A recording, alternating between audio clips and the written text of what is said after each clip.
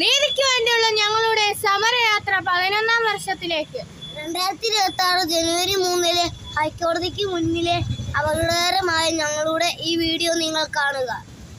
നീതി കിട്ടാതെ ഞാൻ മരിക്കുന്നതിനേക്കാൾ ഭേദമല്ലേ ഞങ്ങൾ ഹൈക്കോടതിക്ക് മുന്നിൽ നിൽക്കുന്നത്.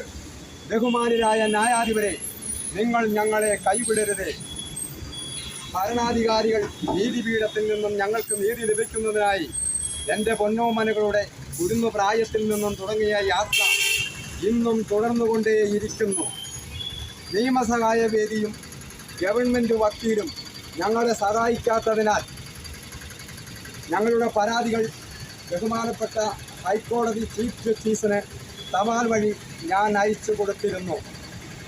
വർഷങ്ങൾ പാഴായതല്ലാതെ ഞങ്ങൾക്ക് നീതി ലഭിച്ചതുമില്ല.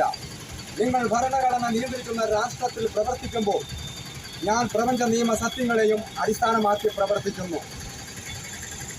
ഞങ്ങൾ കോടതിയുടെ പോലീസ് നിൽക്കുന്ന മെയിൻ കവാടത്തിലേക്ക് ഞങ്ങൾ നീങ്ങുകയാണ്. ഈ അവസ്ഥയിൽ ഞങ്ങൾക്ക് എന്തെങ്കിലും സംഭവിച്ചാൽ ഭരണാധികാരികളും നീതിപീഠവും മാത്രമാണ് ഉത്തരവാദികൾ. ഞങ്ങളെക്കുറിച്ച് അറിയണമെന്നുള്ളവർ സ്നേഹാലയ സ്വാമിനാഥൻ ഫേസ്ബുക്ക്, യൂട്യൂബ് നിങ്ങൾ കാണുക. നിങ്ങൾ ഈ വീഡിയോ ഷെയർ ചെയ്യുക. പ്രപഞ്ചം നിറഞ്ഞ സ്നേഹത്തോടെ സ്നേഹാലയ സ്വാമിനാഥൻ.